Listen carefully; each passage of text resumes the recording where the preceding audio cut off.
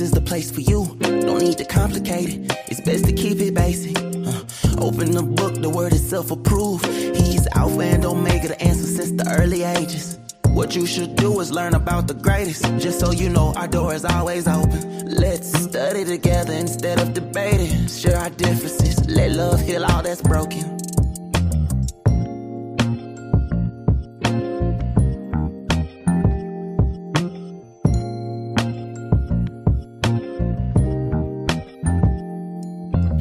If you need truth, this is the place for you. Don't need to complicate it, it's best to keep it basic. Open the book, the word itself approved. He's Alpha and Omega, the answer since the early ages. What you should do is learn about the greatest. Just so you know, our door is always open. Let's study together instead of debating. Share our differences, let love heal all that's broken.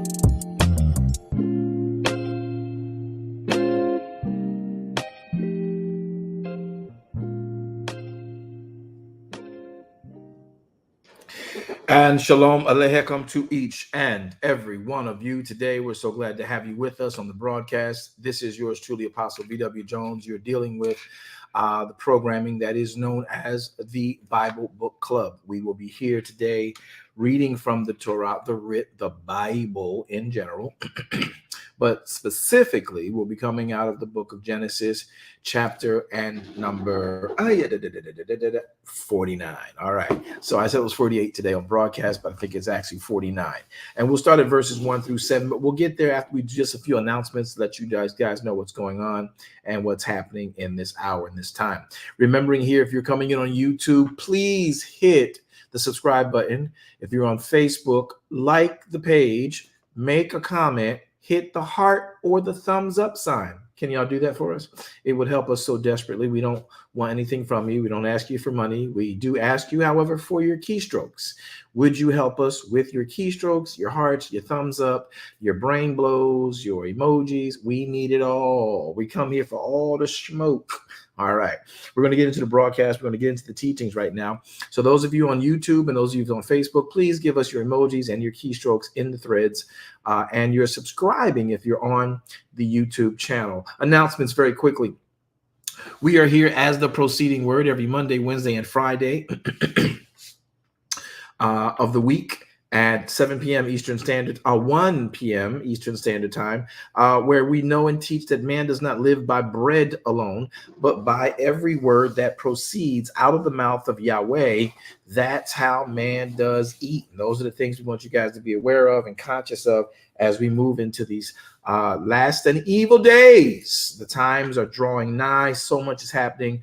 We want to keep you abreast on how to practically live as a believer in the kingdom in this hour and in this day. So we want to make that very clear and very much happening. Those of you on Clubhouse, go ahead and hit your share signs and share and get those who are usually here in the BBC with us going. Every Wednesday, 7 p.m. Eastern Standard Time, we're here for the Darash Kingdom Ministries Bible Study. And that is a concluding element and a correlating element with our Morrow After Sabbath service we'll talk about later. But we come in, we get into the writ, we want your questions, let you ask your questions, and we go from there. Also, Thursdays, where you are right now is the Bible Book Club every Thursday, every Thursday, 7 p.m. Eastern Standard Time, both usually on Clubhouse as long as we're there. And of course, Facebook and YouTube, who is there now, and IG to be coming shortly. Also, again, we just welcome you to Bible Book Club, hoping you're really ready to get down with that. We're also a Sabbath keeping ministry here. So we welcome you to Sabbath studies every Friday and or in some cases, well, some cases Friday, most cases Saturday, where we come in for the Sabbath Midrash studies. And if you need truth, this will be the place to be for you. And that Sabbath Midrash study usually happens Friday at 11 p.m. Eastern Standard Time and or Saturday, 11 a.m.-ish Eastern Standard Time, whenever we're released from our prayer time. And again, as we've stated before, we want you to know if you need truth, this is the place for you. We get into the writ, we study, and it is a joy. Bring your ink pens, bring your note-taking apparatus, and let us follow suit to know what Yahweh wants of us. Also, we are here for the Morrow After Sabbath service. That's right. We come here every Sunday at 10:15-ish a.m. Eastern Standard Time, and we're ready to get going every Sunday, 10:15 a.m. Eastern Standard Time. Darash Kingdom Ministries, the Morrow after Sabbath service. And again, this is where we make it our business to reason together in Elohim's word so that you, I, your mama Nim, your cousin Nim, Uncle Pookie, Poo Boo Boo Boo, and everybody can come together and sit and have an opportunity to learn the writ as only the writ can be done. All right, so that's what we got. All right. And I'm hoping that you guys can join in. This is a very casual setting, but it's a very accurate setting. So we're going to get right into the word of Yahweh, who is our Elohim. I need y'all to laugh, smile, giggle, be talking. You can talk about me if you want, even in the broadcast. You're like, man, that man, cuckoo for Cocoa Puffs sometimes. You could just, but I really want to hear y'all say he funny. Sorry, I don't really need that. I'm just joking. However, we do want you to participate. You are in a Bible book club. That means we're going to read the Bible. I'm going to put even my Bible on the screen for some of you, and we will read the writ line upon line and let it cross-reference us into areas that we can get a greater understanding of Yahweh's intention, of what he put in the book.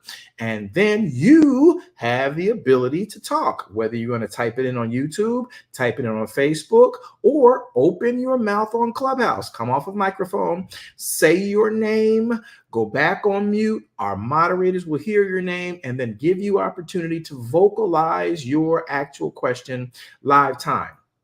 Again, I'm going to ask those of you on Clubhouse, moderators, please mod the room. Also, invite our leaders who are not there presently, Rogers, Elder Rogers, Pastor Spencer, Pastor Jackie, Apostle. Y'all know who we need to get. So go ahead and make your requests and calls out to those people.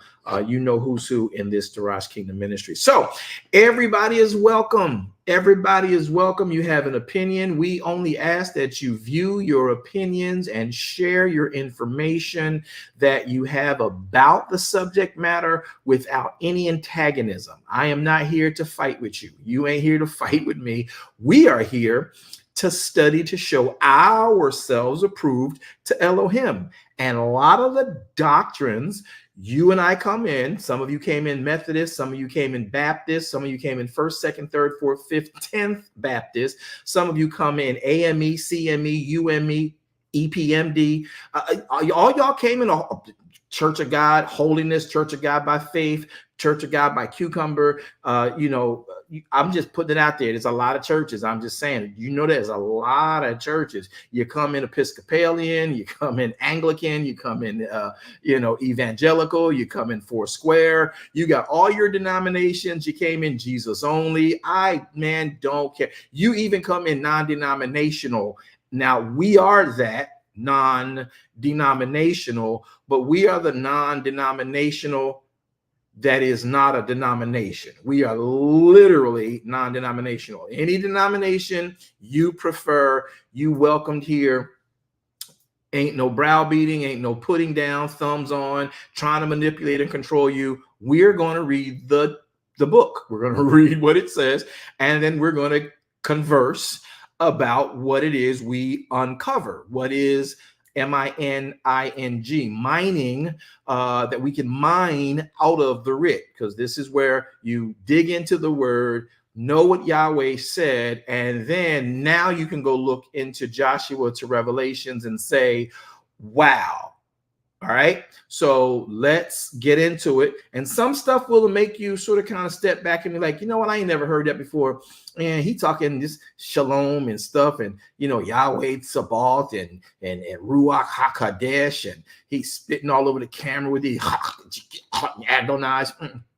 It's just the Hebrew language, which is in fact the language, except one book, that all of your Bible, whether it's the 66 books of the King James Authorized or the 84 books of the Apocrypha, i.e. 1611 Bible, or any other Bible thereafter, only one book was written in a different language. And that was the book of Job. It was written in Chaldean. So what we want you to do is to understand that there is a language behind the translations you and I have been presented in what we call our Bible, the Holy Bible or the Apocrypha. It doesn't matter. We just want you to know the truth. And therefore we speak and we try to extract the intention of the writings by being accurate with the language it was written in. We're not trying to be deep. There are 3 different versions of Hebrew that you and I, modern day Christian, deal with. So you're dealing with, watch this, modern Hebrew. Everybody think because you go do a Hebrew class, you now know Hebrew Bible. But there's a thing called biblical Hebrew. And guess what? There's a third one, ancient Hebrew. All of them have ERAS, eras of time, that they were utilized and then they were composed into what you and I knew carry now as the Bible. So we want to make sure you know these things, and that's why we come into this and get your concordance. You can go and get your lexicon, but right now trying to get Christendom to understand, you just can't say Hikamo Shandai and think you speak in the language of God because you were told you had a spiritual tongue. That's his spiritual tongue, and your Hikamo Shandai is yours. Sorry, that's yours. It ain't his. And when his comes out of you, like it will me and others and yourself, when we become very sensitive to him, then that language you and I are not interpreting. And I really am not interested any longer, other than those who have a real good question about it when it comes to the unknown tongues. You don't interpret. You do not interpret unknown tongues. You only interpret known languages from a person who speaks a specific language, but Yahweh through Ruach HaKodesh uses you to speak a language that is known on the earth, but you never practiced. That's what Acts chapter 2, Shavuot, that we call in modern day Christendom Pentecost, was all about. All right, so let's get into the writ so we can work those things through in a very keen and kind way. Moderators, please mod the room, give microphones to everybody down in Clubhouse, and let's get started with where we left off on the week prior. Well, 2 weeks ago, because we had traveling in between and then we had the feast in between. So let's get going. The book of Bereishit, that is Hebrew for the book of Genesis. The book of Shemot is Hebrew for Exodus. Got it? And then you have Vayikra, which is Hebrew for Leviticus. Then you have Bamidbar, which is Hebrew for Numbers. And then you have Devarim, which is Hebrew for Deuteronomy. We could go on and on and on, but that's where we are right now. So in the book of Bereishit, Genesis, chapter 49, verse 1, and we're going to recap from 1 to 7. And if you got a question or a thought, this would be the time to type it in. Type it in. Ask the question. We got people looking for the threads. We got people on the actual microphone. Where is Pastor Leslie, Prophetess Leslie? I'm hoping she's on YouTube. Someone get her invited over here. Make sure she's in here. I don't know if she's here. I don't think I see her yet. And we want to get started on that. I need help when questions come up. And guys, I've been told that when I'm reading and teaching with you guys, sometimes you may feel the unction to share or say, but you fear asking a dumb question. Or maybe you get in late and you don't want to interrupt what's going on. I need you to know you're free here. We're not the typical church where, well, I'm teaching this and your question is, you can't ask God why. No, ask your questions, because we don't know how to teach you if you don't share where you are, and your questions identify for us where you are, and then we can come and get you and bring you along by the book, not someone else's written book called a commentary that they sold to make money on. I'm talking about the Bible that you already bought, and you got several of them, and I'm going to put it on the screen for you. So when we talk in this environment, it is only to extract an answer of your beautiful, not dumb question. No question is dumb. Even if it's redundant and you got in here later, I'll give you advice on what to do about it. We'll show you that in the writ, and then we can go from there. All right. So all my people who like to ask the questions, please feel free. Oh, I don't want to inundate you with questions. Ask your question. If it's something that's going to require some other elements that the whole group is not up on, I'll communicate with you privately. Just contact Elder Page. She'll make sure that you and I get time to study an hour, 2 hours together, and we go from there. All right. We've been talking, making announcements. Now you know. Glad to be back with you guys. We did take a little hiatus. We had some electrical problems and some regional storms that kept us off yesterday from Bible study and proceeding word, but we're back now. Are you guys ready to go? If you're ready to go, I need you to type in a big thumbs up sign for me. I don't care what platform you're on. Give me the big thumbs up sign saying that we're ready to go. I'm sorry, ready to go. All right. Finna go. Y'all, I'm sorry, way your day. I don't know, just one of the languages we're going to talk about it, okay? Just being Ebonic. That was actually funny, but since y'all going to act like that wasn't funny, I'm just going to move along and be serious. Okay. All right. Genesis, Bereishit, chapter and number 49, verse number 1. Let's get going. Let's get going. Matter of fact, Ruach said do something different. So how many of you were with us on last broadcast when we were talking about Genesis chapters number 49, verses 1 through 7? Can I get anyone to give a summary of that? And if you don't have a summary, it's okay. I'm going to wait only 12 seconds to see if someone has a refresher that can bring us up to what you remember, because there's a lot, but you may have something stood out to you that you can bring up and say, I grasped this from the last Bible book club. All right. So I'm going to wait 12 seconds. And if anybody got a question or a comment to give that states, I remember and I'm refreshing that this happened, then I want y'all to do that right about now. Okay. Just going to give y'all 15 seconds, not 12. If anybody's got a thought or question, or matter of fact, not a thought or question, I need you to give me a refresher or a recap of where you and what you learned last time we chatted.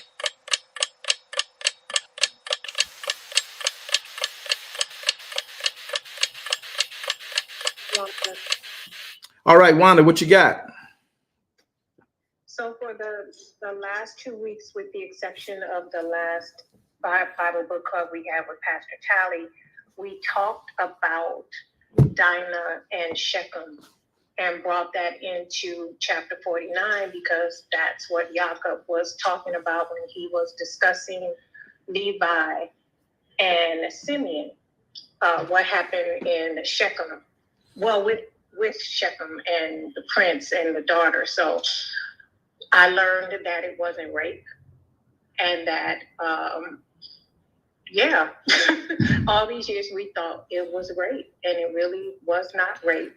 I think the part that stuck out the most to me was the fact that when the brothers devised this plan, they had to go to Shechem's to get her. So she wasn't, if it was rape, she wasn't fighting to get away from him. So that's the part I learned. Okay. And many people get offended when you talk about Dinah's story, especially because of the society we live in today and the fact that Christianity has its issue with the efforts of immorality, both through fornication and or forced intimacy, things of that nature. But it is a biblical issue that did take place, and the narrative we put behind what happened at Shechem, for those that know, was that, they defiled her. And the word defiled was left to mean, again, forcibly engaged. And she was not forcibly engaged. She may have been, as we say, smooth talked in, because she liked him. Apparently he liked her. They got together, and that's just what happened. The problem was that in Shechem, where Israel was sort of kind of as a nomadic people on the border of Shechem, Israel did not believe in the engaging in premarital relationships, and that's where the defiling came in. But Dinah was a part of that conversation and that experience. And so again, the gentleman was in love. He wanted to marry her. And so that you guys can catch up from Genesis 49, 1 through 7, let's talk about what Minister Wanda is bringing to bear for us right now. Again, Christianity, y'all, not y'all, but in general, because we're generally Christendom, so sensitive because you don't want to talk about it. We've all had our experiences, and you can't just walk past it, because when you misinterpret what took place, your storyline goes out, gets wayward. So very quickly, we'll do Genesis chapter number 49, verses 1-7. And particularly women have a problem with it. And men don't like to hear about it because of whatever, but it is a biblical piece. We're not laboring on it to try and, do anything. It's just you need to know the truth so you can extract the instruction in truth. All right. So on a real quick recap, we won't labor on it. What she learned, Minister Wanda's point, and if I'm wrong, correct me, Minister Wanda, what Minister Wanda learned, she was that day old, 2 weeks ago, that Dinah's situation of defiling was not a forced engagement of a man having a female, go where they went. Now, here is what happened. And here's why that came up. I think Minister Wanda said we brought the story of Dinah into chapter 49 because what happened to Dinah and Shechem happened earlier in Genesis.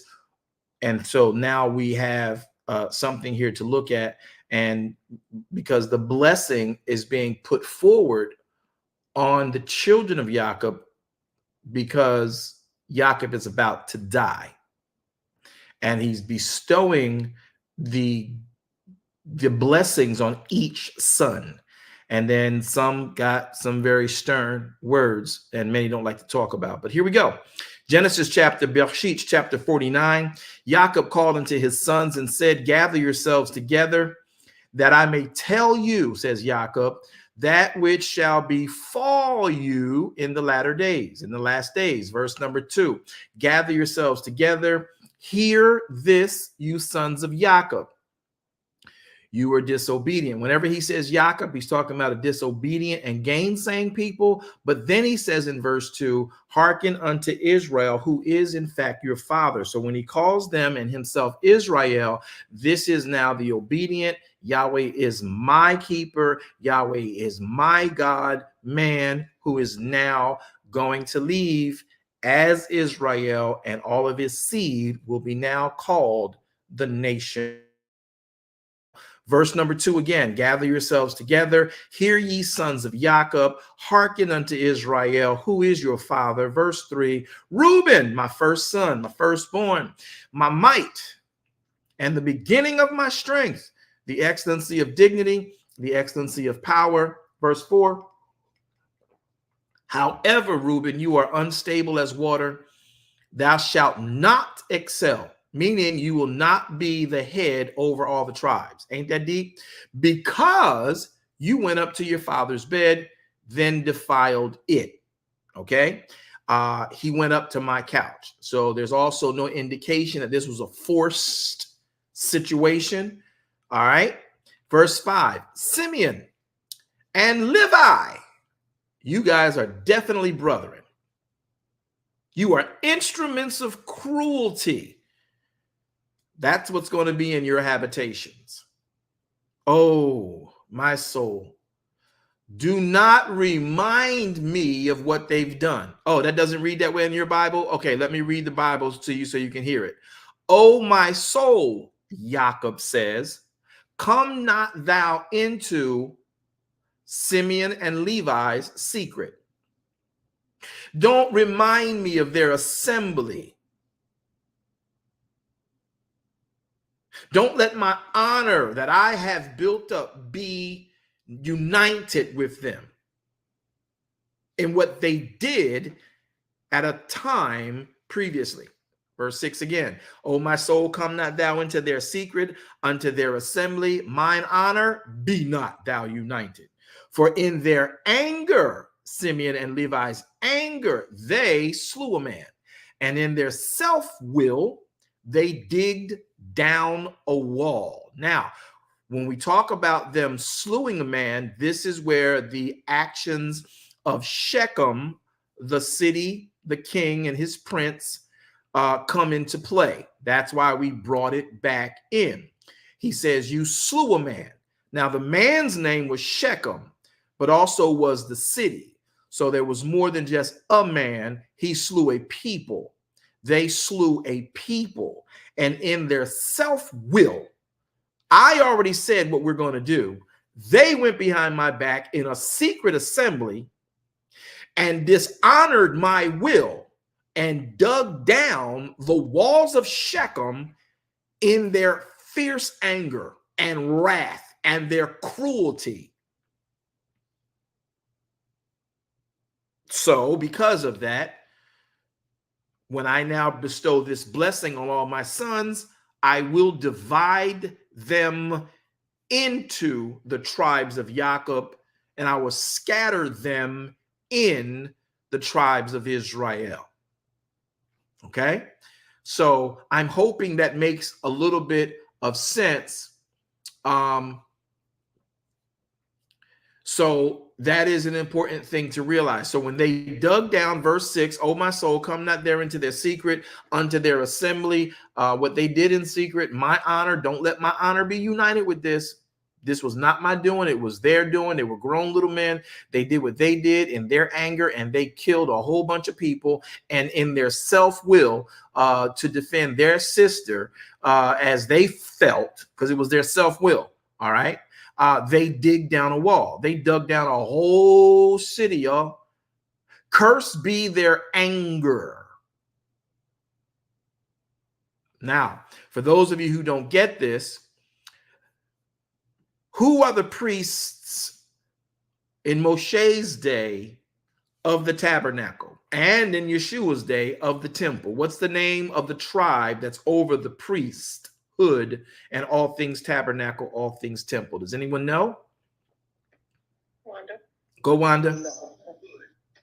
The Levites. The Levites were. So the Levites come from this man, Levi. Everybody get that? Please pay attention before you think you know this. Because many people are like, well, we know that, Apostle. We ain't got to hear this again. Why we got to go over this again? You ain't got to talk about this all the time. I'm not. But many don't know this. So the tribe of Levi is from the man Levi, who is this guy full of anger and full of wrath.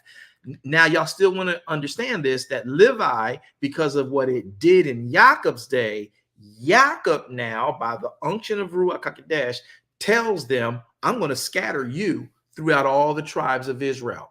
Now, here's the question. Many don't pay attention to it. Did not Levi get scattered all throughout Israel? In Moshe's day, they did. Yes.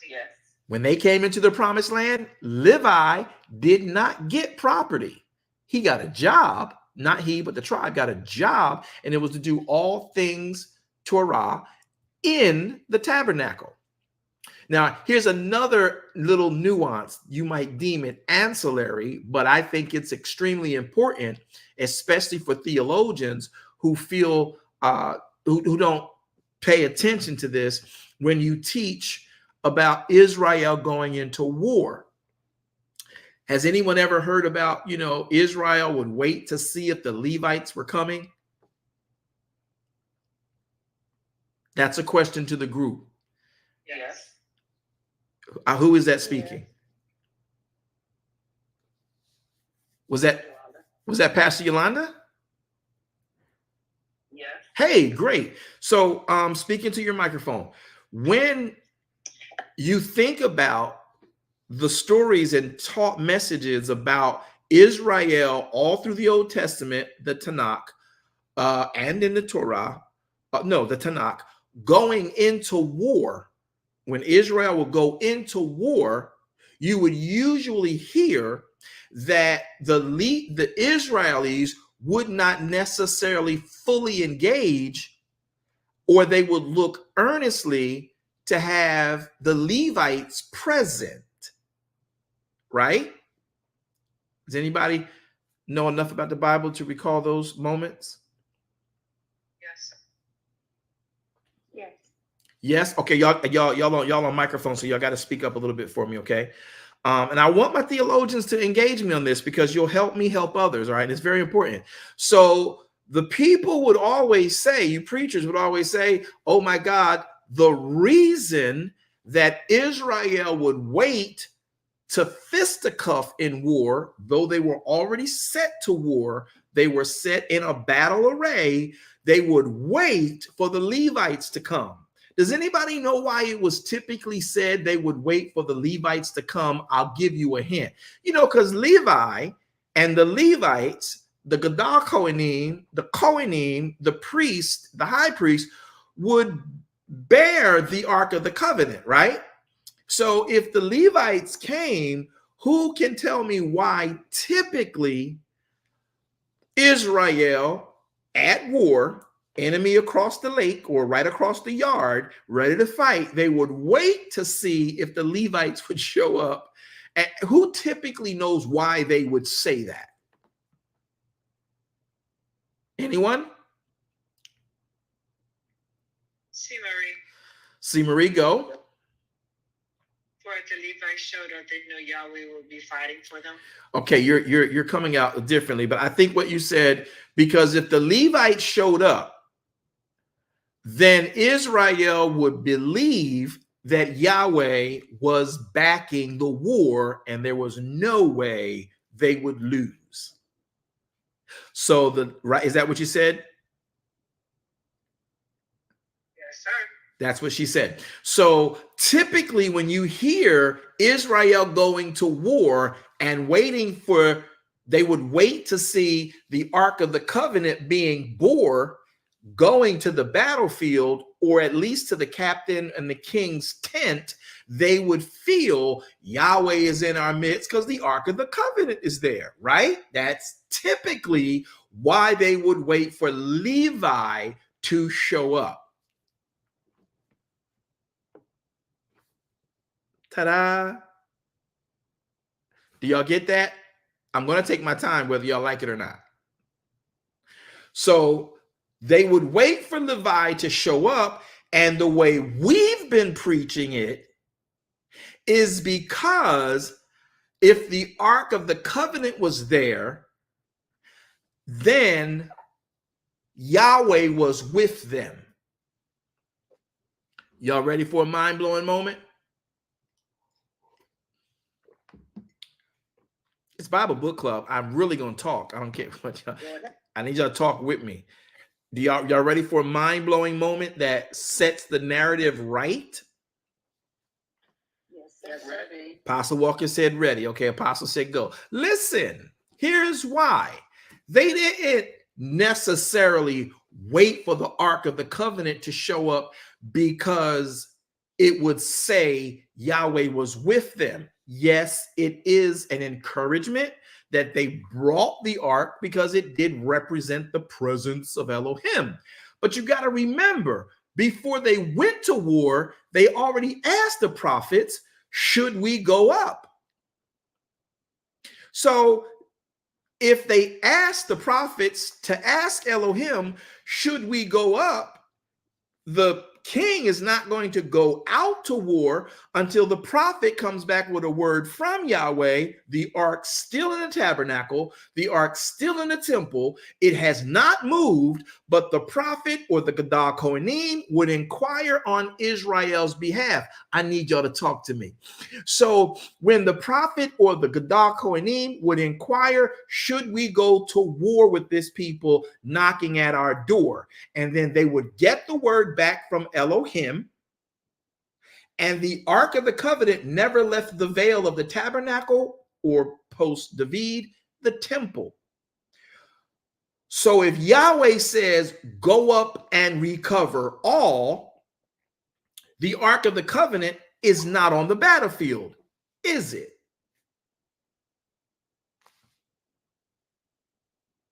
No, it's not. No, it's not. Is the only person, is there only one person that gets that? Does everybody understand that? That when the king would ask, you know, we're in war, we have a situation, someone wants to fight with us, or we need to fight with them. Yahweh, should we fight? Are you with us? Is the Ark of the Covenant during the planning stages still behind the veil? Yes or no? Y'all tell me. I'll repeat the question. Yes, it is.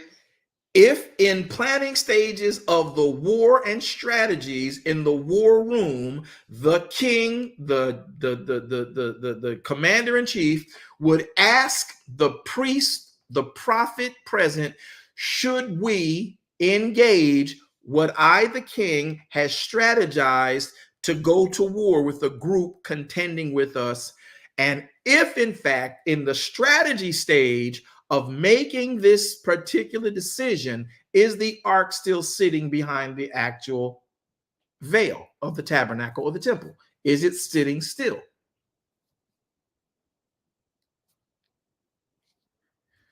I'll ask again. If in the strategy stage, the war room stage, before they first shed any blood, they are asking Yahweh, should we fight this battle? We think we should. And the prophet goes, the high priest goes before Yahweh to ask and inquire, and then come back and tell the general, tell David, Solomon, whoever. Solomon didn't go to war, but whoever saw, yes, go up to war with this people. I will be with you. Is the ark on the back of the Levites? At that time, Yahweh said, I will be with you. Still behind the veil. It's still behind the veil. Is it on? Is it sitting on anybody's shoulder? Come on, y'all, talk to me. I need y'all to think for a minute. No. it's not. It's not sitting on anybody's shoulder, is it? It's not. So now, if Yahweh says, go up and recover all, they already got his blessing, right?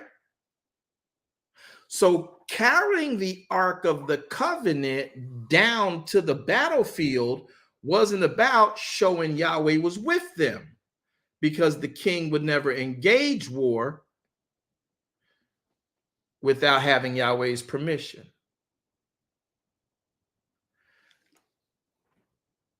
Y'all pay attention. So as I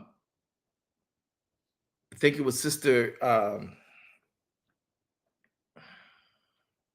C. Marie stated that it was typically taught that when the ark showed up, it meant to Israel God was with them.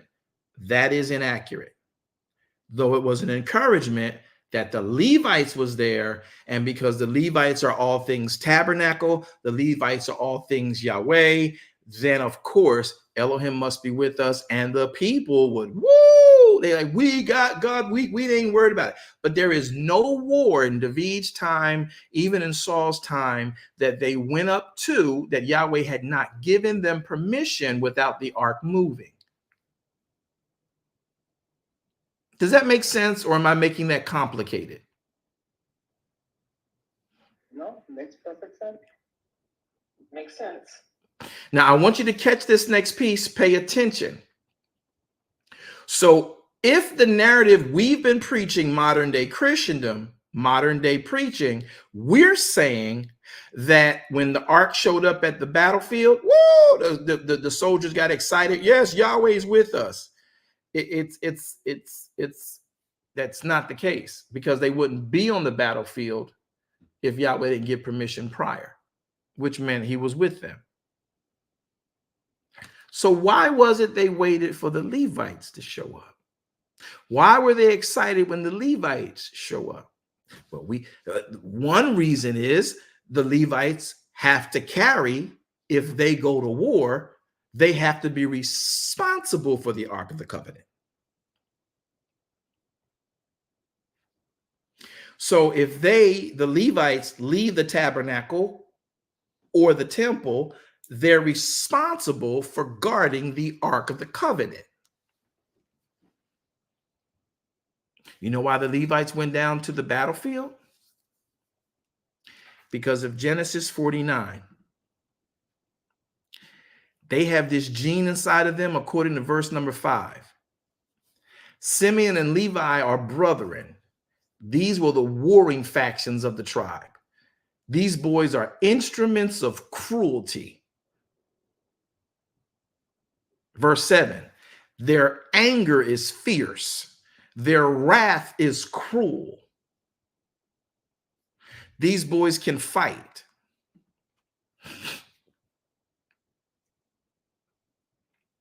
So when the other tribes who could fight too, they were trained, but when they saw Levi show up, they was like, oh, we about to get busy. Hey, it's about to go down. Because Levi, they wasn't no chumps. They had to protect the tabernacle. They had to protect the temple. They were like, in your modern day, for those who don't know this, they were Homeland Security, as America would call it, the FBI, CIA, heads, not heads, I'm so damn, no, I mean, SEALs. okay, I'm trying to get another nation. What's it called in Israel?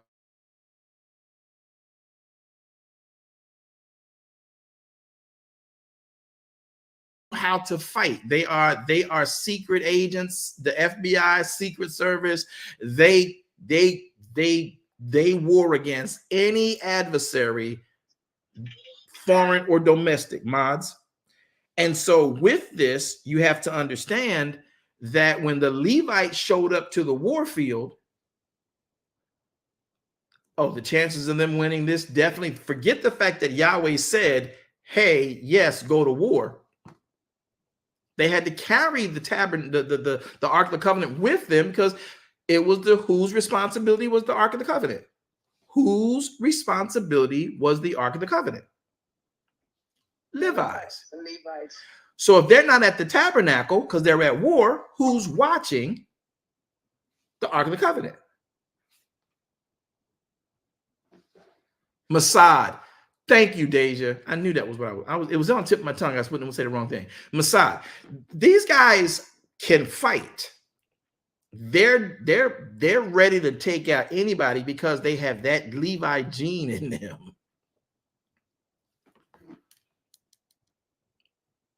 Does that not make sense? It makes perfect sense. Never heard it that way before, have y'all? It does not. Never heard it that way before, have we? Because we thought it was the Ark of the Covenant that had all the power. The Ark of the Covenant is the representation of the presence of Elohim. In it is the word, that is their power. In it is the manna, that is a testament. In it is the actual rod of Aaron that budded, proof of resurrection life. So in the ark, it shows the presence of Elohim and how he keeps life. The word inside the ark was life. The manna that stayed alive the whole time was bread that could be whatever, somebody say the whatness. The what? The whatness. I can't believe y'all not excited about the whatness no more. It was just for Shavuot, really? Manna was the whatness. Whatever they would need, that manna could become. Now you also have inside the ark, again, the word. You have the manna, and then you have the actual rod of Aaron, the Gadah Kohanim, that did bud. You have resurrection life. Everything inside the ark, though looking like a coffin, represents life. It represents creative life. It represents, and that's the word. Somebody say creative life. So the word represents creative life. The word represents creative life. The manna represents maintained life. Oh, this is so good. And the actual rod that budded will manifest resurrection life. Make it a mean.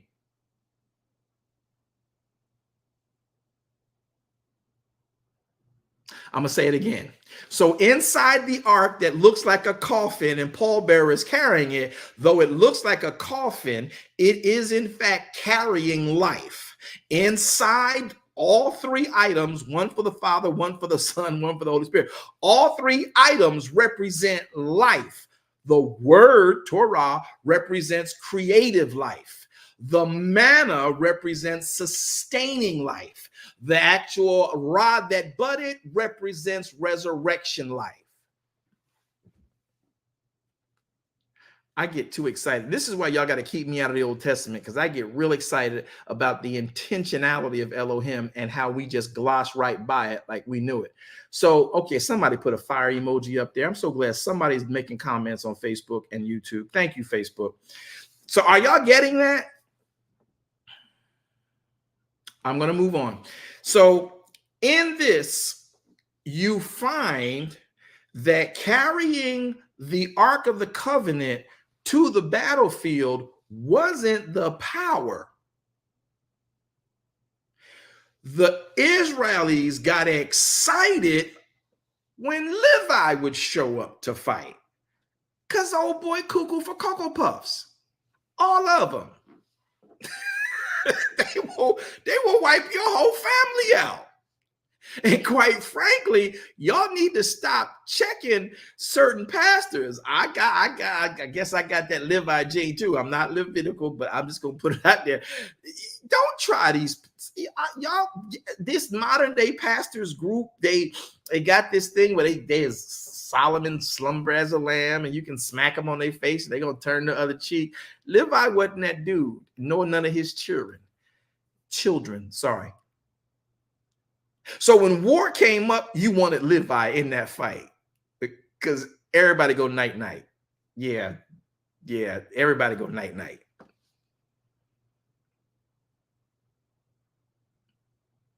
Now you think I'm just having too much unrelated fun with this, but nobody paid attention to how Levi was a warrior.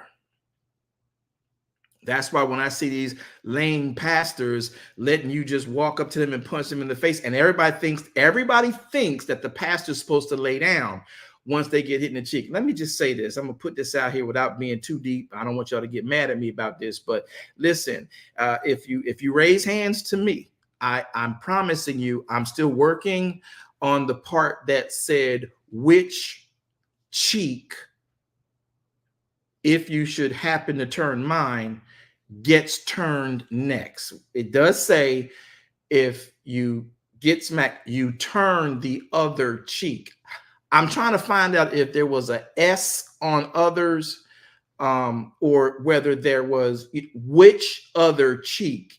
Is it their other cheek? I don't know which one it is. So until I get revelation, I'm gonna do what's instinctive to me.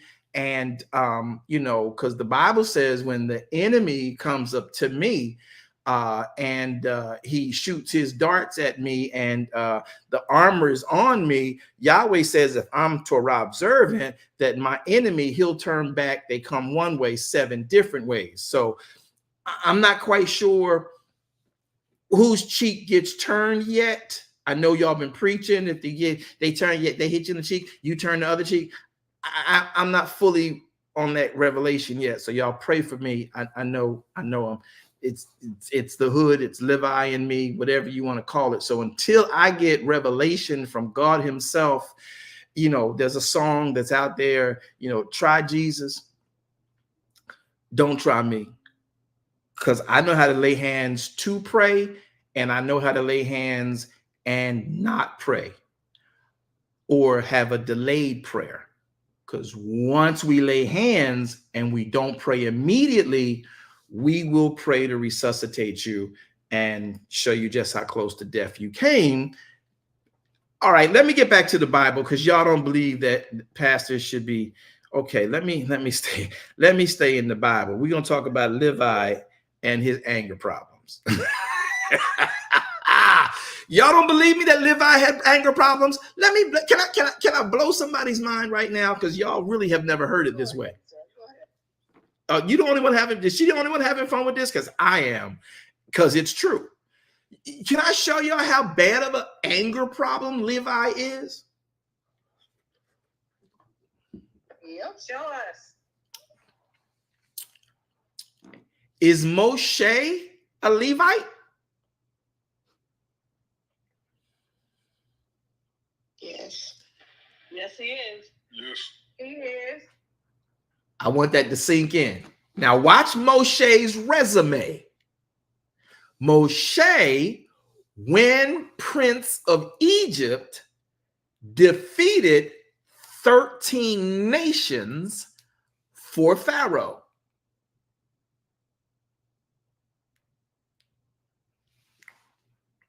Moshe is noted to have an anger problem. My question again, is Moshe a Levite? Yes, he is.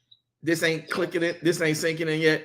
Okay. Generational. So when Moshe is now leaving Egypt because he got to struggling with the Egyptian over mistreatment of some Hebrews, and he ended up having the burial boy in a shallow grave. You think Moshe had some anger issues once he gets going?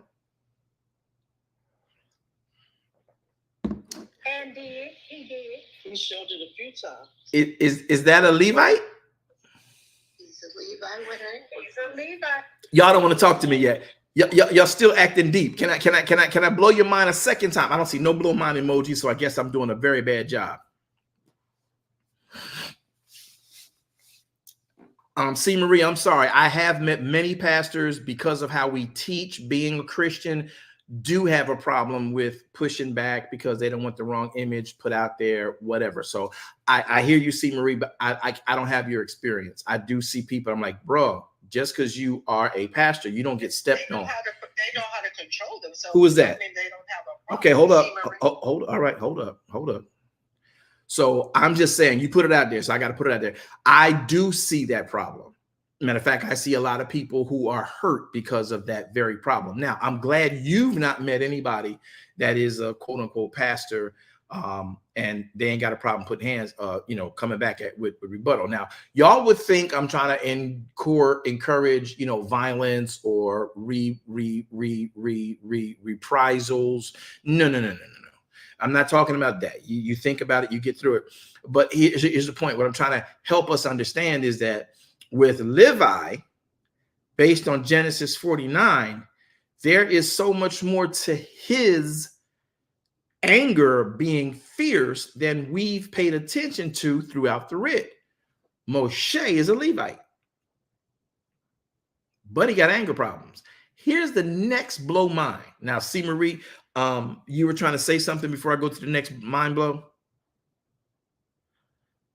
All I was saying is that though they can control their anger, it pushed. A number of pastors I know have severe anger issues. It pushed. Okay. Because right. I just grew up with too many of them. Okay, cool. So you got some family members who was pastors, and y'all a specific breed. And I'm glad y'all didn't let yourself get pushed over within the family ministry. However, more than not, because everybody's not of Levitical blood. I don't know if I'm of Levitical blood. I don't think I am. But at the end of the day, because of this, I've learned that, there are certain things that people have just dressed the office of the pastor in and said, this is how the pastor should represent themselves. Now, here is why I say that before y'all get mad at me and tune off and say, oh, he's just violent. Listen, y'all ready for this one? This is the mind blow. Okay, watch this next mind blow. Do y'all remember when they got into the wilderness? They just got out of Egypt, and Dathan and Korah challenged Moshe and Aaron's authority.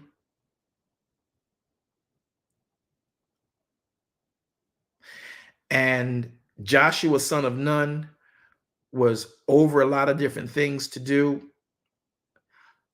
But if you read the writ, they told the Levites to annihilate all that are in the Israeli camp that opposed Moshe. And the Levites went to work.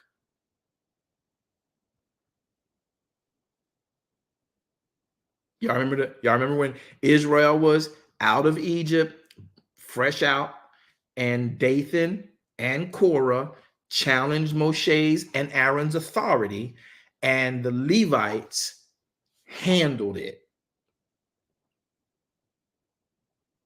And many died that opposed the group Yahweh put in place.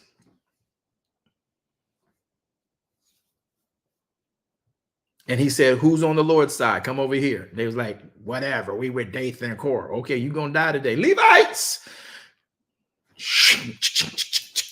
Slice. And it was over. Now, why? I'm not advocating violence. I'm just reciting what's in your writ.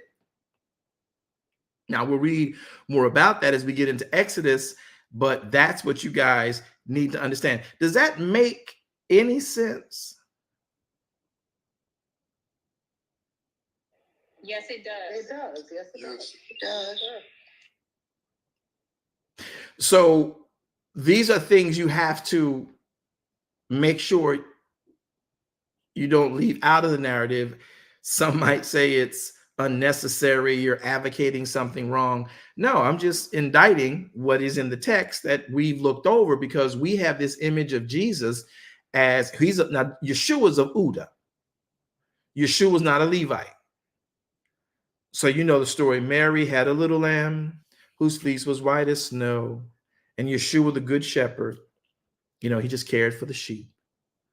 He was just so kind. Now, David was from Uda too.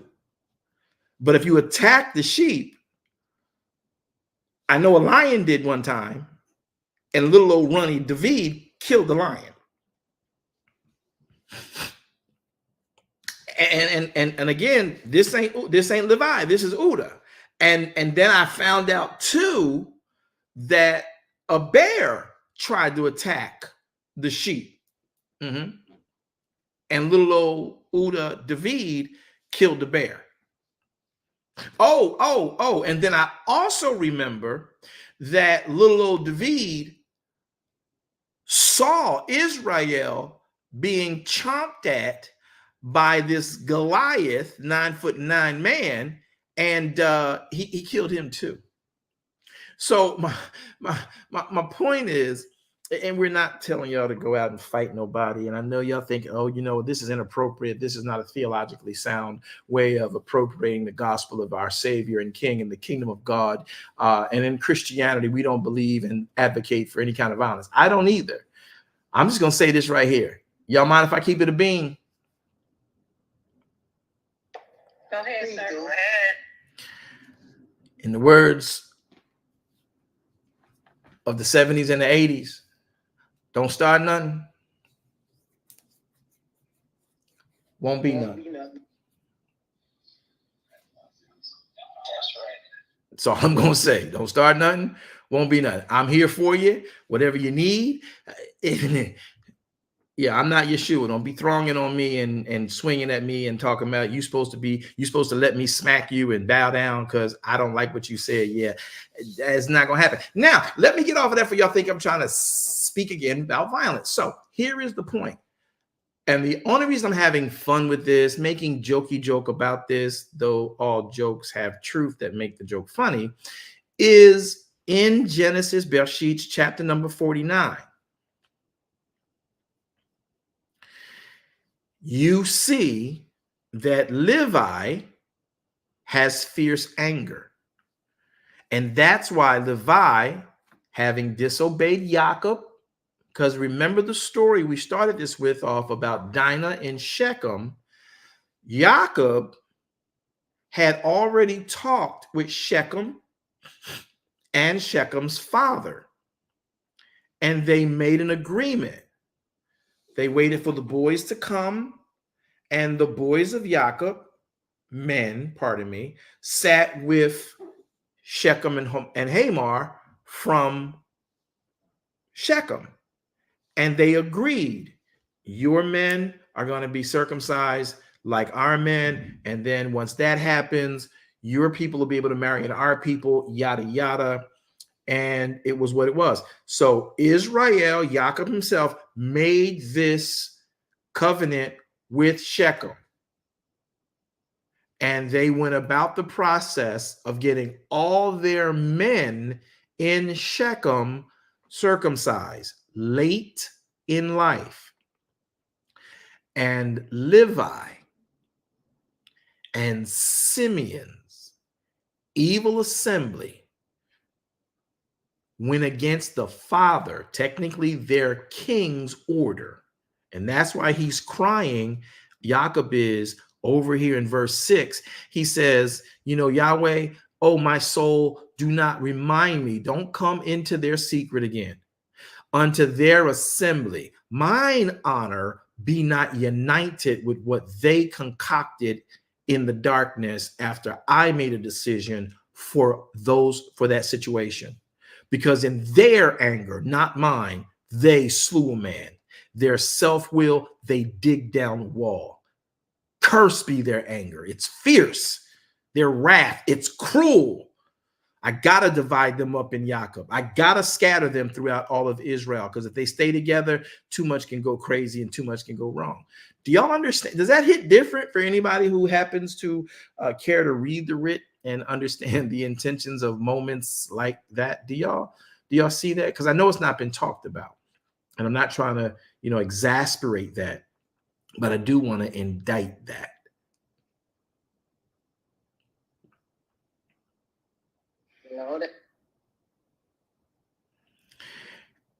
Now, I could take this further into modern day nature and culture of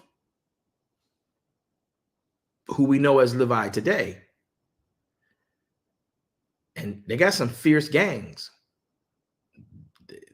It's not just, mafias of other nationalities. There are mafias that connect with their mafias, and they know how to fight, and they good with a knife. Levi can butcher some stuff up. You heard me? So that's the reason I raised that, because whenever Israel would go to war, if the other tribes in that region saw Levi coming into their region, holding the Ark of the Covenant, it wasn't just because the Ark of the Covenant was with them. It was because Levi was coming.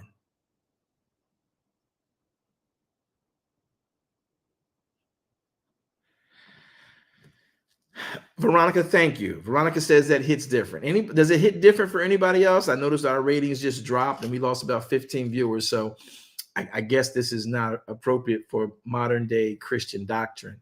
We're just talking about the historicity of the writ that sometimes gets overlooked, and it gives you a better viewpoint of why. Watch this. Let me show you how angry Levi was. Y'all know Levi's anger is fierce. Is that what Jacob says? Bible Book Club. Yes, it does. Absolutely. It does say that Jacob's anger is fierce. I mean, not Jacob's. Levi's anger is fierce. Yes, it is. He's cruel. Come on, y'all, talk to me. You don't have to, but I'm asking you to. Does Jacob state, verse number 6? Matter of fact, let me show it, y'all, so y'all can read it. Don't think I'm just making this up to be deep. Look at what verse 6 says. They have this issue called self-will. Their anger is fierce, verse 7. Their wrath is cruel. Okay. Is that Levi and Simeon, right? Right.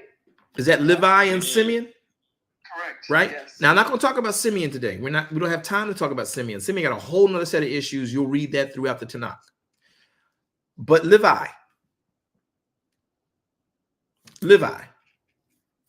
Because, okay, let me talk about Simeon for a second. Simeon is the one who hated Joseph so much that he got Levi on board with dropping Yosef in a hole, and they were going to kill him. Reuben stopped them from killing Yosef.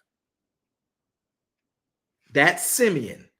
That's how he gets in his head when he like, man, this boy get on my nerve every time I turn around, I see him, I want to punch him in his face. That's Simeon. That's what they did to their own brother Yosef. They were going to kill him. Reuben intervened. They then dropped him in a well, left him to die.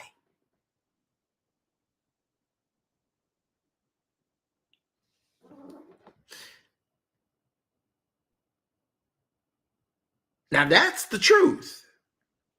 So when you understand how Simeon and Levi think, they get angry, they get crazy. And he's like, they have secret assemblies. Now let's talk about these secret assemblies, but only going to talk about Levi right now. Does it not say, look at the screen, look at the screen, look at the screen, look at the screen. Verse number 6, their anger is fierce, right? They have self-will. Their anger is fierce. Verse 7, their wrath is cruel. Now, we already talked about Shechem. We talked about how Moshe used them to the benefit of Elohim's will in the time of Israel coming out of Egypt, in their Shemot, in their Exodus. There is one other time that you see all these attributes of Levi manifest against Elohim while they are propagating Elohim. Anybody care to join in? Well, let me help you. There was a man born of a woman named Miriam. They had secret counsels against him. They tried to kill him and ultimately succeeded, though the plan of Elohim. They plotted in espionage with Udis. Levi is the Gadol Kohanim, is the Pharisaical set, are the Levites of the temple. They tried to kill this man on how many occasions? Does this sort of kind of open some little bit up for you a little bit so you can think about it?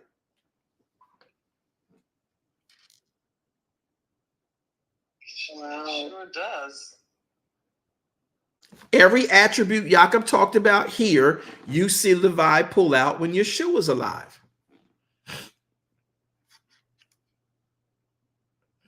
And let me show you how deep the Levites are. They hired Paul, gave him 10 Levites, and said, now go kill anybody talking like Yeshua.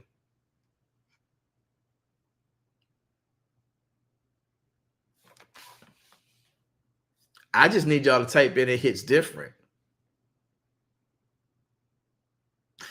It's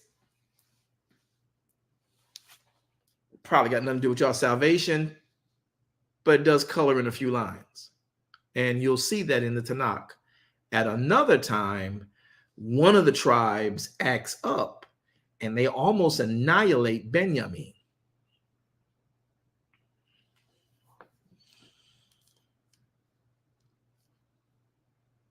It is so quiet. All right, let me just go back to the read. We're going to get, I don't want to come back to verse 7 again next week.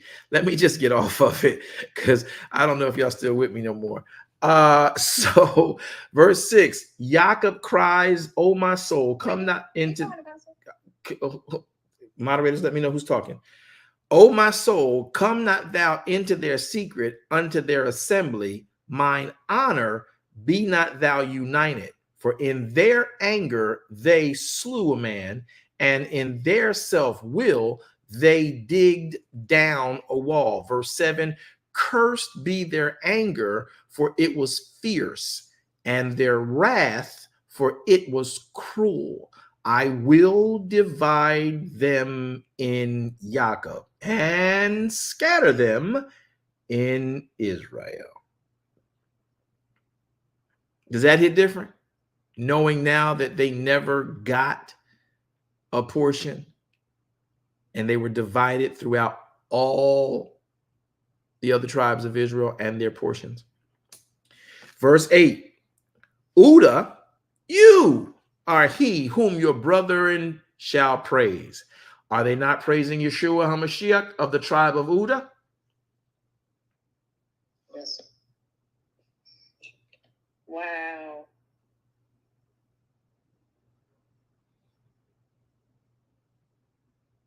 Look at verse 8. "Your hand shall be in the neck of your enemies." Ain't that why we call him the Lion of the tribe of Judah?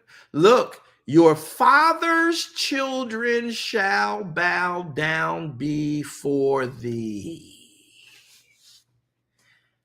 Now he's talking to Uda, but out of Uda would come a lion's whelp.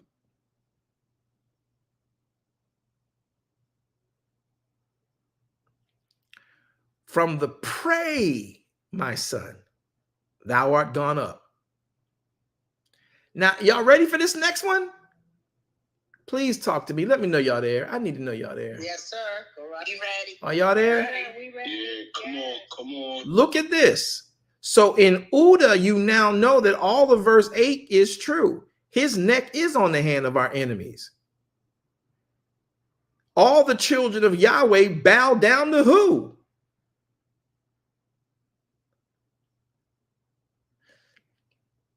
At the name of Yeshua HaMashiach, every knee shall what? Bow. Can y'all say ow? Say wow. Oh, ooh. Wow. So now, verse 9, Uda is a lion's whelp. From the prey, my son, thou art gone up. Gone up where? They preyed on him. They hung him up on a cross. Yeah, now that's hitting different. Can I continue? I got just a couple seconds left. Y'all ready? Come on. Yeah, bring it on. I want to see if y'all catch this one. So we know we're talking about Uda, but we're also talking prophetically about Yeshua. Watch this. He stooped down.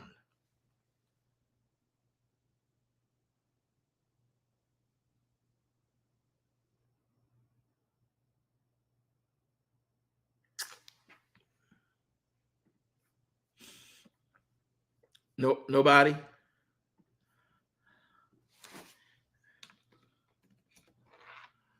Nobody.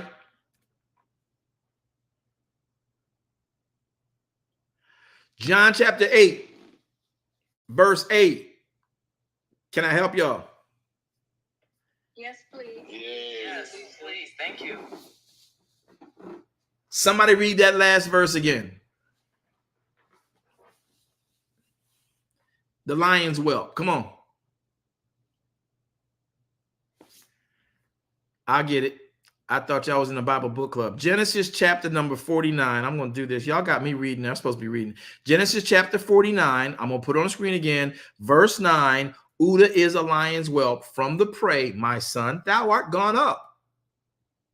The prey who preyed on you, they can't get you. You have gone up. You've been put up on a cross and you've gone up. And Yeshua now sits up in the right hand of the Father. Look at verse number 9, part B. He, Uda, the lion's whelp, stooped down. He crouched as a lion. John chapter number 8. Come on, people. I know y'all know this, but Christian keeps it going different. John 8. Oh, I see it. Hold on. John 8, verse number. Here we go. Verse number 1.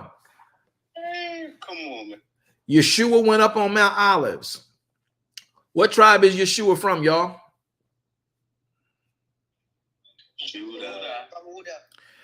And early in the morning, he came again into the temple, and all the people came into him, and he sat down and taught them. And the scribes and the Pharisees, verse 3, and the scribes and the Pharisees brought unto him a woman taken in adultery. And when he had set her in the midst, they say unto him, Master, this woman was taken in adultery in the very act. Now Moshe in the law commanded us, and such should be stoned. But what sayest thou? Verse 6. This they said, tempting him, that they might have to accuse him. From the prey thou art gone up. Y'all gonna get this. But Yeshua, what'd he do?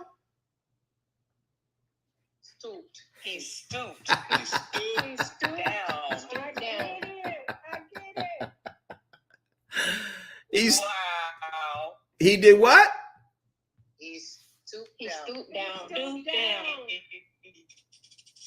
And with his finger, and with his finger he wrote on the ground, as though he didn't even hear them. So when you think about Genesis chapter number 49, y'all okay? Y'all, Genesis 49:9, look at what he says. He says, as a lion whelped from the prey, my son, thou art gone up. He stooped down and he crouched as a lion. So he's sitting there in front of them, writing on the ground, just like a lion would be crouched, looking at what y'all don't want to talk to me. He did it. Look. It wasn't like a young lion who was hungry. It was an old lion. Who's going to get him roused up?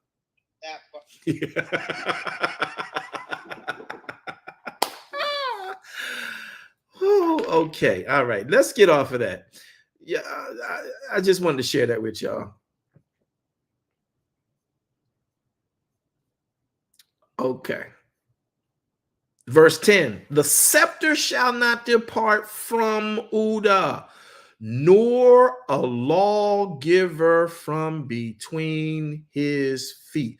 What you think Yeshua wrote down on that ground, y'all? You think it has something to do with the Torah? So the scepter, verse 10, shall not depart from his hand,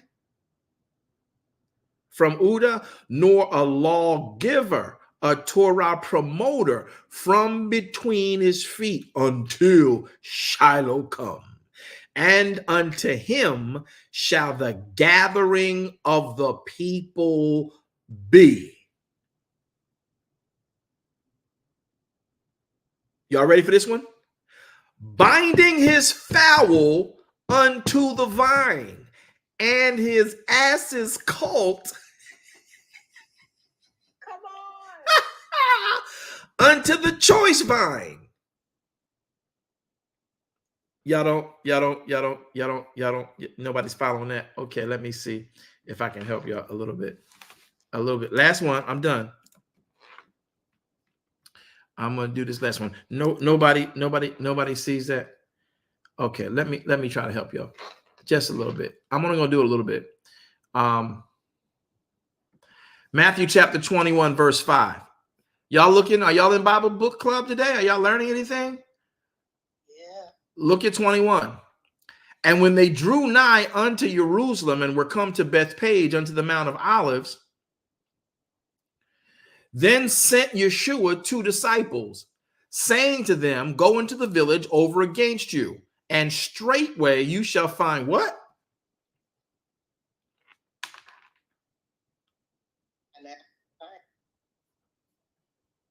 Oh, y'all don't want to talk to me no more. Okay, let's go back to Genesis 49. Maybe I didn't see it. Let's go back to 49.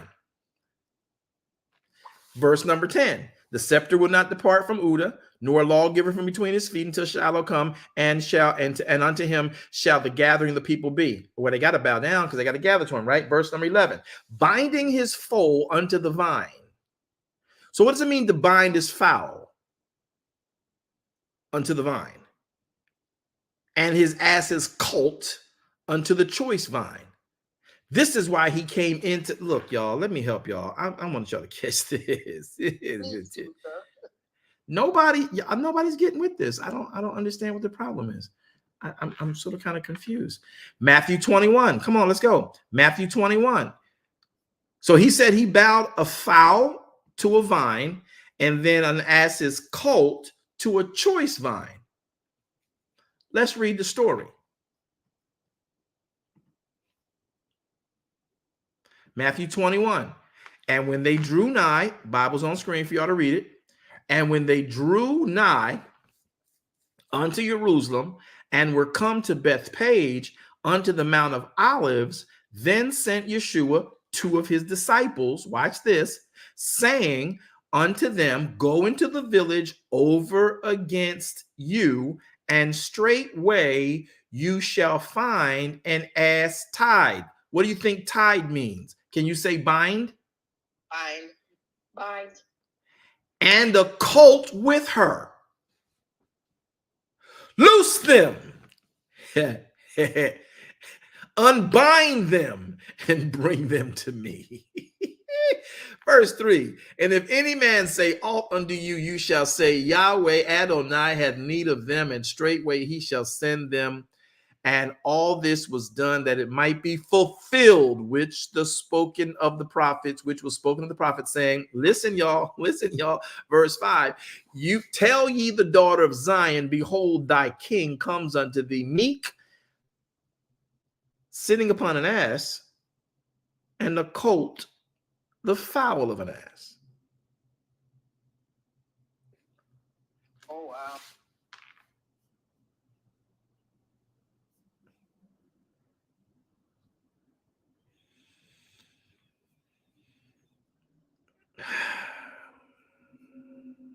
Verse 6, I got to finish it. And the disciples went and did as Yeshua commanded them, and brought the ass and the colt, and put on them their clothes, and they sat him thereon. Watch this. Remember the bow down part about Uda? And very great multitudes spread their garments in the way. Others cut down branches from the trees and strawed them in the way. And the multitudes went behind, follow him, crying, Hosanna, Baruch, Hosanna to the Son of David. Baruch is he that comes in the name of Yahweh. Hosanna in the highest. And he was coming to all of Jerusalem, and the city was moved, saying, who is this? And the multitude said, this is Yeshua, the prophet of Nazarene of Galilee. Okay, I think I'm going to leave this alone. I can't give y'all no more tonight. I just want to get off of chapter verse 7. Remember when I told y'all earlier on, there's so much in 49 y'all really need to pay attention to. Anybody? Nothing? I got 9 minutes if anybody want to talk about it.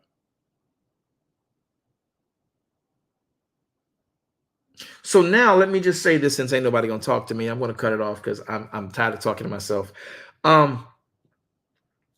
Here's the catch. When you read the Torah first, now everything that happened in the Bible makes sense. If y'all not gonna talk to me, can you please type it in Clubhouse, Facebook, YouTube?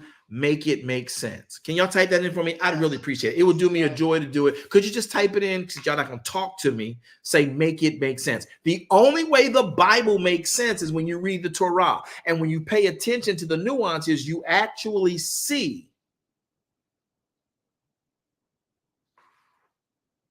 You think it was just a coincidence? He bind Genesis 49.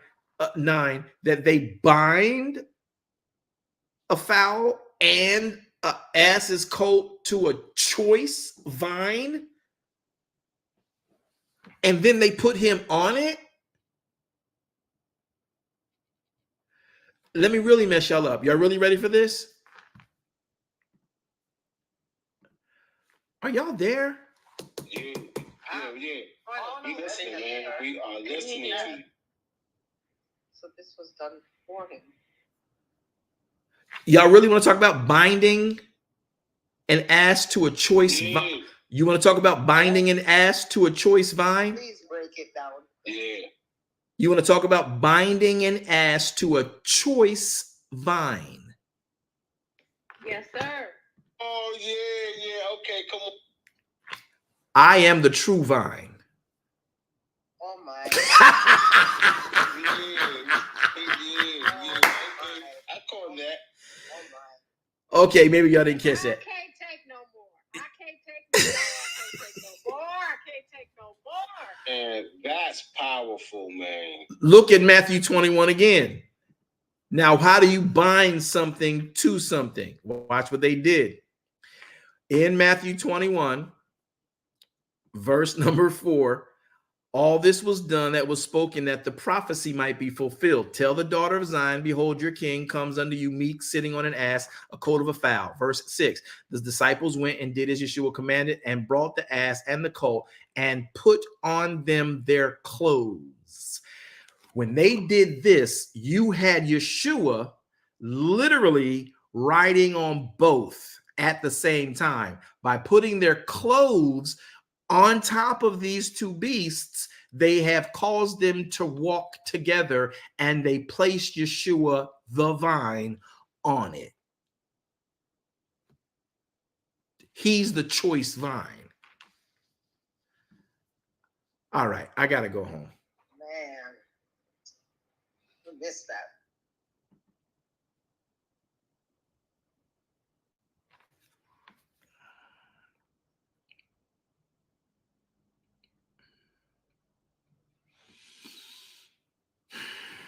make it make sense. Thank you. That's what the Torah does. We do way too much, man. The Torah makes everything make sense. I'm just hoping y'all hearing this and don't think we're trying to be deep. Did we come out of anybody's commentary with this, or did you read this in the Bible from the Torah yourself? We read it from the Torah ourselves. And we just got down to Uda. Wait till we get to the other boys. So now you see Levi as a priest, all of his anger and fierceness from Moshe all the way through the warriors and the battles that Israel went through in the Tanakh. And then when they get in the Brit Hadessa, that same anger, secret meeting, killing their brother, willing to kill at the cost of whatever, to make sure that they in charge because their self-will. Do you not see all these attributes as a general, generational cachet of cursings and issues? Why do you think that Jacob said, curse be their anger? Their anger put Yeshua on the cross. Levi. This is why you got to read Torah. If you don't read Torah, you don't know that Yeshua hanging on the cross is a part of Shemot 12. You don't realize that this manifestation of attributes and different types of mindsets comes from what Jacob, the daddy of these boys, knew was in them all.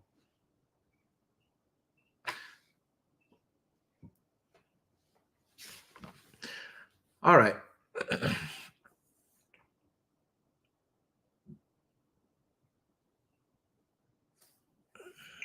Wow. That was heavy. And we just don't have time to sit and dig deeper into it. Now, does this have anything to do with your salvation? No, but you do understand how Yahweh had orchestrated an entire plan and had every piece and every part of the puzzle in place to put into play.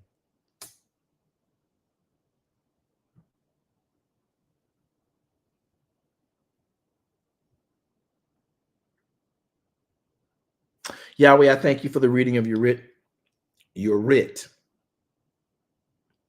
which makes your Bible that they attribute to you make sense. Help us to see the necessity and the functionality of man not living by bread alone, but by every word that proceeds out of the mouth of you, Yahweh, who is our Elohim. Grace us in this hour and this time to trust in you, lean upon you, understand you. And Father, those who had questions but may have felt like they couldn't ask it, I pray you help us work through it so we can see you and understand you greater and better. In the mighty name of Yeshua HaMashiach, we pray and we say, amen. Now, maybe there's someone who does not know Yeshua HaMashiach and the pardon of their sins, and we don't want to leave this programming without giving you that opportunity. I don't care if you thought you were saved, been saved, got a title, pastor, bishop, apostle, prophet, evangelist, teacher. I don't really care. If you yourself today know that there is still a chance that life in you could be snuffed out in the end, because you may still not know that we are walking in some degrees of sin in all of our lives. Here is an opportunity to get your life right and get back in track and on tack with Yahweh, who is our Elohim. Repeat this prayer after me. Say, Yahweh, I've read some of your word. I learned that Yeshua lived, died, and rose again by your great power. Your word is the creative life. Yeshua, being the bread of life, is the maintenance of life. And then he is also the resurrection of life. He represents the Ark of the Covenant in totality. I believe this with my heart. I confess it with my mouth that he sits now in your right hand making intercession for me. So I repent of my sins and look towards him to learn how to live in this world your way, not the church way, your kingdom's way. Help me now to stay in your word, to understand your will and the testimonies you left for us to see. accurately. Your blood I bathe in, your word I clamor to. I give my life to you. In the name of Yeshua HaMashiach, who every knee shall bow and every tongue shall confess is Lord to the glory of Elohim. Amen. Brother, sister, if you said that prayer, pastor, bishop, right reverend, prelate, and magnificent, whoever you may be, if you said that prayer, just like I just said it myself, I meant that when I said that to y'all. I wasn't just saying it to teach y'all and guide y'all. I say it because I believe it, and I say it every chance I get. If you've said that prayer, you're born again. And all Yahweh requires of you and I to do is follow what Yeshua did. Yeshua followed the word. I didn't come to destroy the Torah, nor the prophets that reminded us of the Torah. I came to show you how to live the Torah. That's all we have to do. Maybe you don't have a church home, or maybe you don't have a church home that teaches the word in this way or is aspiring to do so. Feel free to contact us, hang out with us. We're not telling you to leave your church, no foolishness like that, but come and study with us and let Yahweh guide you from that point. And this is the kingdom's agenda, not the church, not a denomination. We just want salvation. We just want you to have a better relationship with the Father, Yahweh, our Elohim. That's why we do Bible Book Club. That's why we do Bible study. And we don't preach, but we do proclaim the teachings, Torah, of Yahweh. Because in it is the plan of salvation. In it is his plan for you. Plans of good, thoughts of good, not of evil, thoughts to give you an expected end. My job is done. Hope you guys enjoyed. Hope you guys have something now to go back and study. Please go pick it apart and let's talk about it next week. And I'm going to be honest with y'all. I'm sort of kind of love teaching y'all, but we're going to have more conversations about what we're reading. And don't have any fear. The more you ask questions, the more we help the world. Don't worry about sounding as if I don't sound educated and people might know who I am. Say your question, Mr. and Mrs. Pastor, Mr. and Mrs. Evangelist. Because what you don't know, if you don't know it, don't you think people beneath you or you're leading and following won't know it either? But if they can see you asking questions with confidence, then maybe they'll ask you in your studies questions with confidence. Don't let pride keep us from asking questions because we want to keep the fact that, well, I can't be seen asking questions because I'm supposed to know. Even the apostles that Messiah left all studied together for the purpose of leading the people. Ask your questions. I rebuke the spirit of pride off of every leader who is afraid to say, I don't know. I never read that before. And I do that under the unction as an apostle in the name of Yeshua HaMashiach. Well, Zion, we got to get out of here. It's been fun. I hope you guys enjoyed yourself. I'm going to let you go because y'all ain't saying nothing. I know I'm talking, but I'm going to let you go. All right. And so we're going to go ahead and get out of here. Moderators, who's on cue? They didn't say their name, sir. I need Brother Eugene, names, please. Brother Eugene, and I believe I heard Lindo. Okay. Eugene was first. Go ahead, Eugene. Thank you for encouraging me. I'm looking at Genesis 49, 6, 7, and 8. When you made the statement saying that, does this has anything to do with our salvation? I sort of kind of beg to differ, Apostle, because this curse and anger, it seemed to be the beginning up until the point of them same Levites killing him. So I find it like, how can we not see this having anything to do with our salvation? It's a connection.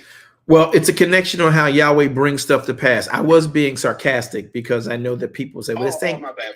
No, you're fine. It's fine. Because that's good. Because many people may feel and think the same way you felt. You heard it. I was being sarcastic, and if you've not been around me long enough to know my sarcasms, you won't catch them. So I do a lot of stuff to be funny, just to make light of things. But absolutely, this is why he is, in fact, hanging on that cross. And these people, Levi, are responsible for it. So, very good point, Brother Eugene. Did you just throw a jab at me? No, what do you mean a jab? You said, have not been around you long enough to know your sarcasm. I thought it was a little slick jab you threw at me. Okay, my bad. Yeah, that's on you. That's on you. No, if I was going to jab you, talk about me, brother. No, I said when people who have been around me and are around me often, that there was no thought in my mind to come at you about that. That's a general statement because I'm not just talking to you, though I'm answering your question. I'm speaking to the world. That was my sarcasm. Thank you. That's all. You're gonna work on your you got to work on your sarcasm, sir. All right. Tell Lady Karen I said shalom, man. All right. Good point, though. Great point. All right, Lindo, you're next. No, I was actually making a statement. I said I had a blast. It's still mind blowing regarding the vine, the ass and the colt. I'm still wrapping my mind around it, and I'm going to have to go back and review and listen again. Next week, I'm going to ask 3 people to start off the program for the Bible Book Club, and I want y'all to give me something y'all took away from this particular meeting and this study, this teaching. There were over 7 jewels I dropped with y'all. I want to see who picked them up and who will play with them over the week until we come again next week to the Bible Book Club. All right. Thank you, Lindo. Thank you, Brother Eugene, for your comments. And again, please know I got nothing but love for everybody. Please ask as many questions as you can, as often as you want. Let's learn together. All right. So I'm going to let you guys go. There'll be an announcement at the end of this. You can do what you want to do with it, but I want to make sure that you understand this that we do here is for the propagating of his kingdom, not the making of our ministry great. This is for anyone who wants to know Elohim better and have a better relationship, because you're reading from his intention, the Torah, and then putting those glasses on and reading the rest of your Bible. Now you understand what happened in the Bible. Father, we again thank you for it all, and we bless you, praying now you will let those words saturate our hearts and minds for your glory. Now, Zion, the Bible says Yahweh told Moshe that when you put my name upon the people you teach my Torah to, and they seem like they want to do it and they begin to activate their lives toward it, put my name on them. And when you put my name on them, I will empower them to accomplish what they've said they want to, what they've agreed to that I've said. Here is that prayer Yahweh gave to Moshe himself to pray. Put your palms to the ceiling, hands in front of your chest like you're expecting Yahweh to pour out blessing you don't have room to receive, and receive this blessing. May Yahweh bless you and keep you. May Yahweh make his face to shine on you and be gracious unto you. May Yahweh lift his countenance upon you and grant you all 13 attributes of his shalom. Bring your hands back to your chest and say, I receive that. In the mighty name of Yeshua HaMashiach, we pray and we say, Amen. Hope we get a chance to see you guys again soon. It's been my honor and joy. Follow this announcement before you leave, and we'll look at you next week. Don't forget to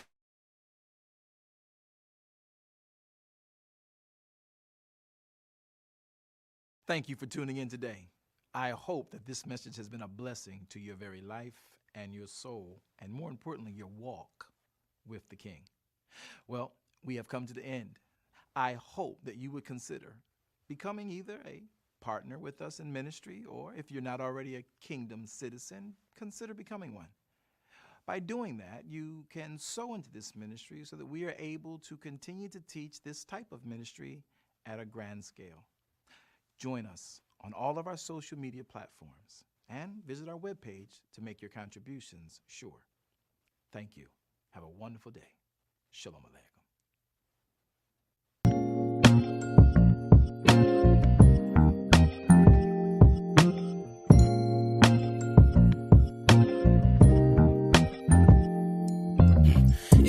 truth, this is the place for you. Don't need to complicate it, it's best to keep it basic.